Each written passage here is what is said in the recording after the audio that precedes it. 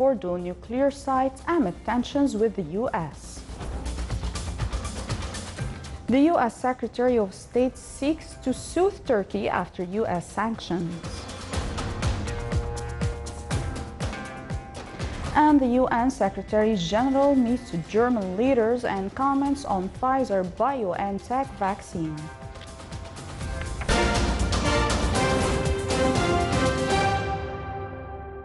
Those were the headlines. Now for the news in detail. His Majesty Sultan Haytham bin Tariq sent a cable of condolences to His Highness Sheikh Hamad bin Mohammed al-Sharqi, member of the Supreme Council of the United Arab Emirates and ruler of Fujairah, on the death of Sheikh Abdullah bin Hamad bin Abdullah al-Sharqi.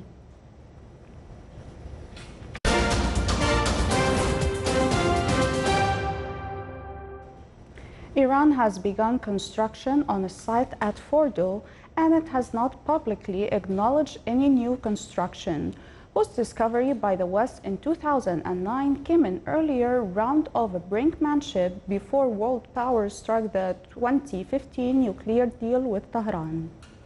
The International Atomic Energy Agency, whose inspectors are in Iran as part of the nuclear deal, declined to comment. Construction on the Fordo site began late September. The construction is taking place near the holy city of Qom, some 90 kilometers southwest of Tehran. The site sits northwest of Fordo's underground facility, built deep inside a mountain to protect it from potential airstrikes. The U.S. diplomat Mike Pompeo has assured his Turkish counterpart that American sanctions imposed on Ankara for its acquisition of a Russian missile defense system were not intended to weaken the country's military capabilities. Pompeo spoke this week with Mevlut Cavusoglu and stressed that the goal of the sanctions is to prevent Russia from receiving substantial revenue, access, and influence. Pompeo also urged Turkey to resolve the S-400 issue in a manner consistent with their decades-long history of defense sector cooperation and to recommit itself to its NATO obligations to purchase the NATO interoperable weaponry. Washington on Monday made good on threats to punish Turkey for buying the major Russian missile defense system, imposing rare sanctions against a NATO ally. Turkish President Recep Tayyip Erdogan on Wednesday announced the U.S. move. The UN Secretary General today stressed that as wealthy nations roll out the coronavirus vaccine for their citizens, the world also needs to ensure it's available for everyone, everywhere.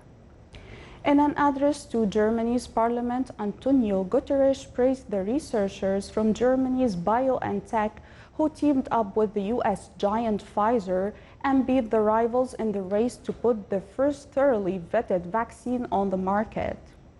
He said that the UN was also committed to providing news and advice people can trust and working to build the confidence in the vaccine guided by science, grounded in facts, to combat what he called virus of misinformation. He also heaped praise on Chancellor Angela Merkel, saying her no-nonsense, steady, compassionate, and wise guiding hand had helped steer Germany through the pandemic. China expressed firm support and confidence in its vaccine research program today after reports said the country is planning to vaccinate 50 million people in the high-priority group against the coronavirus before the start of the peak Lunar New Year travel season early next year. Speaking at a regular news conference in Beijing, a Chinese Foreign Ministry spokesman said Chinese vaccine research and development companies strictly follow scientific norms and regulatory requirements. Beijing is planning to distribute 100 million doses of the vaccine, and China has granted emergency use status for 2 candidate vaccines. It has also approved a 4th one for military use. Reports say Chinese officials have been asked to complete the first 50 million doses by January 15th and the second by February the 5th. UK Prime Minister Boris Johnson said today that he hoped the European Union will see sense as the two sides continued with the last-minute post-Brexit trade talks. Speaking in Bulletin during a trip to Greater Manchester, the British leader said UK citizens voted for control of the nation's laws and its fishing rights, a striking point for the deal. Johnson said if a deal is not reached by December 31st, the UK will trade on World Trade Organization rules, meaning new tariffs will be introduced. The Prime Minister said plans are 4.5 years in the making, however, for such a scenario. Heavy snow brought traffic chaos to much northwest of Japan today, with hundreds of vehicles stuck on blocked highways. The self-defense force troops were delivering food, petrol, and blankets and helping clear snow, while fire service crews rescued some drivers, including at least 3 people who were taken to the hospital. As highway workers in the hard-hit areas such as Niigata Prefecture cleared snow several feet deep in places. Some places are bracing for as much as 32 inches of snow amid a cold snap that has affected much of the country. Still to come on News Bulletin. The state of Qatar celebrates its National Day.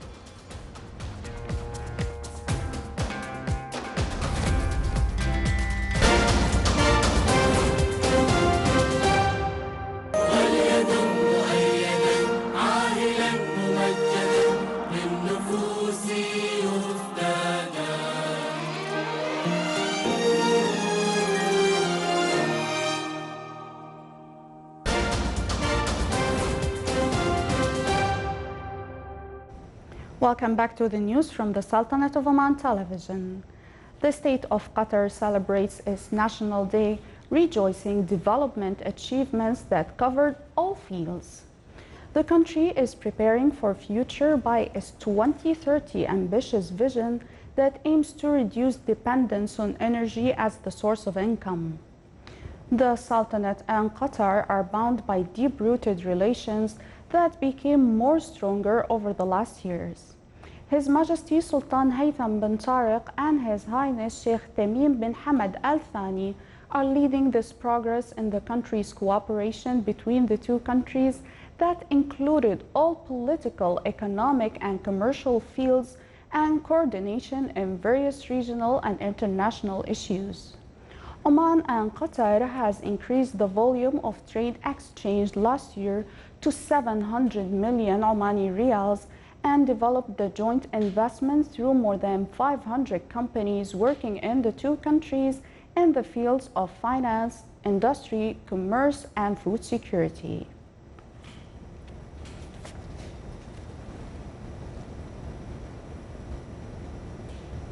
Oman oil price February 2021 delivery reached $51 and 23 cents per barrel. Oman oil price decreased by 38 cents. The average price of Oman oil January 2021 delivery reached $43.83 per barrel, thus $2.72 higher than the price of December 2020 delivery.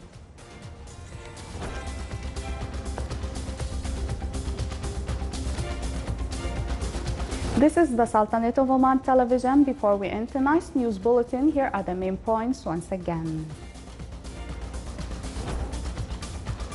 Iran building at its underground Fordo nuclear site amid tensions with the U.S.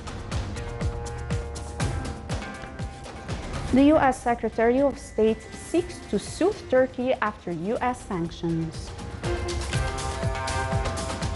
And the UN Secretary General meets German leaders and comments on Pfizer BioNTech vaccine.